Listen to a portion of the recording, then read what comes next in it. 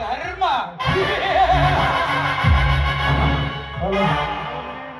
ಲೇ ಧರ್ಮ, ನಿನ್ನ ತಮ್ಮ ಹೊಸ ಇನ್ಸ್ಪೆಕ್ಟರ್ ಇನ್ನು ಹಸುಗುಸು, ನನ್ನ ಕೈ ಬಿಸಿ ನೋಡದ ಹಸುಗುಸು.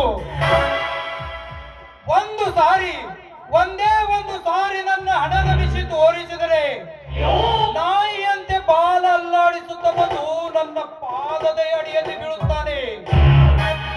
ಆಗ ನೋಡು ಈ ರಘುವರ್ಮನ ಚಮತ್ಕಾರ.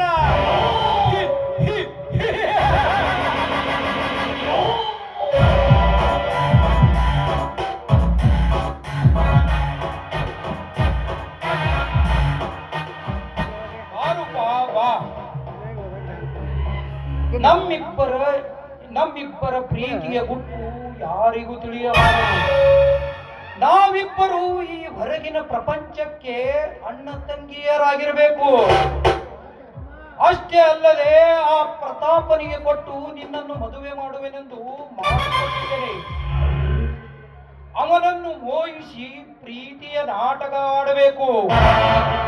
ಅಷ್ಟೇ ಅಲ್ಲದೆ ಆ ವಿಕ್ರಮನನ್ನು ನಿನ್ನ ಕೈಗೊಂಬೆಯನ್ನೇ ಮಾಡಿದರೆ ಎಲ್ಲ ಕಾರ್ಯಗಳು ಸರಳವಾಗಿ ಬಿಡುತ್ತವೆ.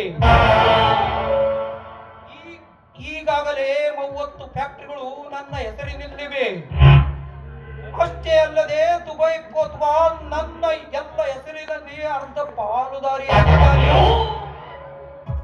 ಇದೇ ಪ್ರತಾಪನಿಂದ ಅವನ ಆಸ್ತಿಯನ್ನು ಕಬಳಿಸಿ ಅವನನ್ನು ಮುಗಿಸಿದರೆ ಮುಂದೆ ನೀನೇ ರಾಣಿ, ನಾನೇ ರಾಜ.